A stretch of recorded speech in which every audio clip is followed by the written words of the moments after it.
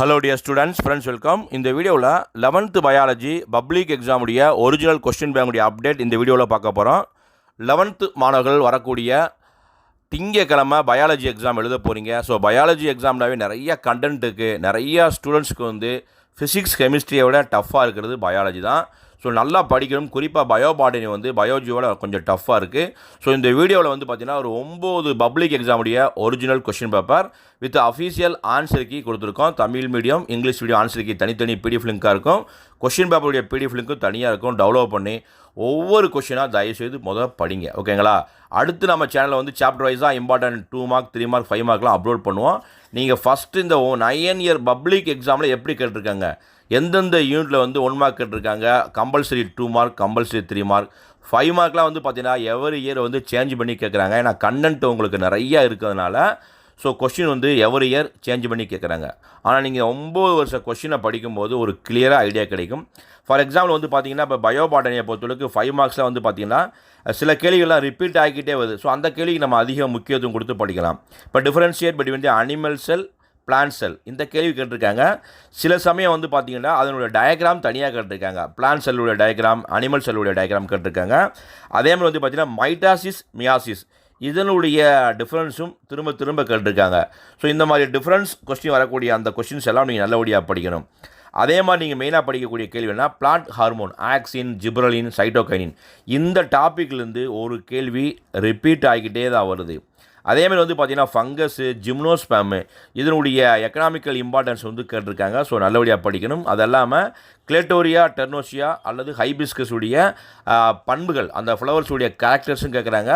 மலர் சூத்திரம், இந்த கேள்வியும் ரிப்பீட் பண்ணி கேட்டிருக்காங்க. அதெல்லாமல் வந்து பார்த்திங்கன்னா உங்களுக்கு மைட்டோகாண்ட்ரியா, குளோரோபிளாஸ்டுடைய ஸ்ட்ரக்சர் கேட்டிருக்காங்க. கிரப் சைக்கிள் வந்து கேட்டிருக்காங்க. கால்வின் சைக்கிள் வந்து கேட்டிருக்காங்க. பெந்தம் ஹூக்கருடைய கிளாசிஃபிகேஷன் வந்து கேட்டிருக்காங்க. ஸோ இதெல்லாம் வந்து பார்த்திங்கன்னா ரிப்பீட் பண்ணக்கூடிய question. Merits and demerits of 5 kingdom classification, இந்த கேள்வியுமே ரிப்பீட் வந்து கேட்டிருக்காங்க. கேனாங்கின் போட்டாமீட்டருடைய ஸ்ட்ரக்சர் வந்து கேட்டிருக்காங்க. டைகார்ட் மோனாக்களுடைய டிஃபரன்ஸ் வந்து கேட்டிருக்காங்க. லைக்கன் வந்து கேட்டிருக்காங்க. டிஎன்ஏ, ஆர்என்ஏவுடைய டிஃபரன்ஸ் வந்து கேட்டிருக்காங்க. அடுத்து வந்து பார்த்திங்கன்னா மிக முக்கியமாக ஃபோட்டோசிந்தசிஸ் வந்து கேட்டிருக்காங்க. ஒளிச்சேர்க்கைன்னு என்ன, அதனுடைய ஈக்குவேஷன் வந்து கேட்டிருக்காங்க. டிரான்ஸ்பிரேஷன், நீராவி போக்குன்னு என்ன, தாவர திசுக்கள் கேட்டிருக்காங்க. Nitrogen cycle. ஸோ இந்த மாதிரி கேள்விகள் எல்லாமே ரிப்பீட் பண்ணியிருக்காங்க. ஸோ இந்த ஹெட்டிங் எல்லாம் தயவுசெய்து நல்லபடியாக படிங்க. குறைஞ்சது பயோபாட்டில் ஒரு 2 5 மார்க் வந்து நீங்கள் வந்து அட்டன் பண்ணிடலாம். அதே மாதிரி பயோஜியை பொறுத்தவரைக்கும் வந்து பார்த்திங்கன்னா ஃப்ராக், தவளை அப்படிங்கிற அந்த ஒரு உயிரினத்துலேருந்து தவளையுடைய செரிமான மண்டலம் கேட்குறாங்க. தவளையுடைய வந்து பார்த்திங்கன்னா வாய்க்குழி, பக்கல் கேவிட்டி கேட்குறாங்க. தவளையுடைய பொருளாதார முக்கியத்துவம், ஃப்ராக்குடைய எக்கனாமிக்கல் இம்பார்ட்டன்ஸ் வந்து கேட்குறாங்க. அதே மாதிரி வந்து பார்த்திங்கன்னா மேல் ரீப்ரொடக்ஷன் சிஸ்டம் வந்து கேட்குறாங்க. தவளையுடைய ரத்தத்தில் உள்ள பகுதி பொருட்கள். ஸோ தவளை அப்படிங்கும்போது இவ்வளவு நீங்கள் கேள்விகளை படித்தா தான் உங்களால் வந்து ஒரு ஆன்சர் பண்ண முடியும். ஏன்னா every year public exam change பண்ணுறாங்க. அதே மாதிரி வந்து பார்த்திங்கன்னா மனிதனுடைய ஹார்ட்டு, சிறுநீரகம் கேட்குறாங்க. நெஃப்ரான் வந்து கேட்குறாங்க. கண், இதெல்லாம் வந்து இதோடைய ஸ்ட்ரக்சரும் கேட்குறாங்க, டயக்ராமும் கேட்குறாங்க. ஸோ இந்த மாதிரி கேள்விலாம் படிக்கணும். அதே மாதிரி ஹார்ட் பீட்டு, எப்படி வந்து இதய துடிப்பு வந்து தோன்றுது, பரவுது, இந்த கேள்வியும் கேட்டுகிட்டே வர்றாங்க. குறிப்பாக பட்டுப்புழுடைய வாழ்க்கை சுழற்சி, இந்த கேள்வி ரிப்பீட் பண்ணி கேட்டுகிட்டே வர்றாங்க. அதேமாதிரி வந்து பார்த்திங்கன்னா அனிமல் ஹார்மோன்ஸ், எப்படி பிளான்ட் ஹார்மோன் பயோபாட்டில் கேட்குறாங்களோ அனிமல் ஹார்மோன் வந்து கேட்குறாங்க.